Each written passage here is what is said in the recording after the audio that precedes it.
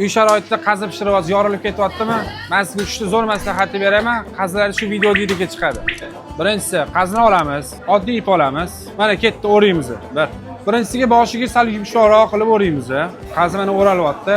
Ikkinchisiga sal qattiqroq qilib o'raymiz.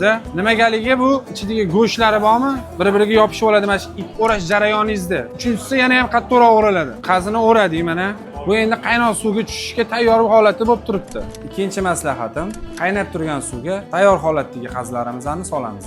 Orada qo'shimcha ma'lumot chiqib qoldi. Nina urish kerakmi, urish kerak emasmi? Agar mendan qazi olgan bo'lsangiz, nina urishingiz shart emas. Agar siz boshqa odam olgan bo'lsangiz, buni nina bilan urib olganingiz ma'qul keladi. Nimaki, yorilish xavfini oldini oladi. Chetida havolar chiqib turgan bo'ladi. Uni ikkita chetiga urib qo'yasiz, havosi chiqib ketadi. Qazingiz yorilmagan holatda chiqadi. Men aytgan ikkita maslahatga ham kirdingiz, qazingiz baribir yorilib ketdimi, vaziyatdan chiqish yo'lini o'rgataman. Bu 3-maslahatim bo'ladi. Bizga bunda kerak bo'ladi oddiy strech. Buni ikkiga bo'lib olamiz. Bo'lingan holatida yorilgan qazimizni o'raymiz. Strech ikkiga bo'lib oldik. Buni iplarini olamiz. Yorilgan qismini strech bilan yopamiz. Bosh qismidan aylantirib turib, endi yorilgan qismidan sekin o'rashni boshlaymiz.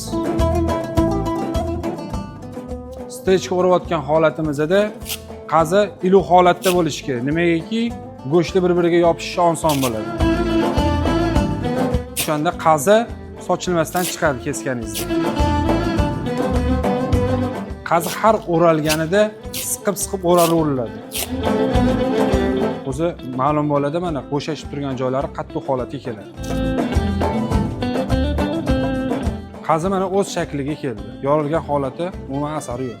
Endi bu holatida xonaga qo'yib turib, qotgan holatida bemalol kesib yesanglar bo'ladi. Kesganingizda sochilmaydi ham, ko'rimi ham chiroyli chiqadi. Mendan bunaqa kerakli ma'lumotlar juda serob. Menga obuna bo'lib qo'ysangiz, bundan afzallarni ko'rsataman.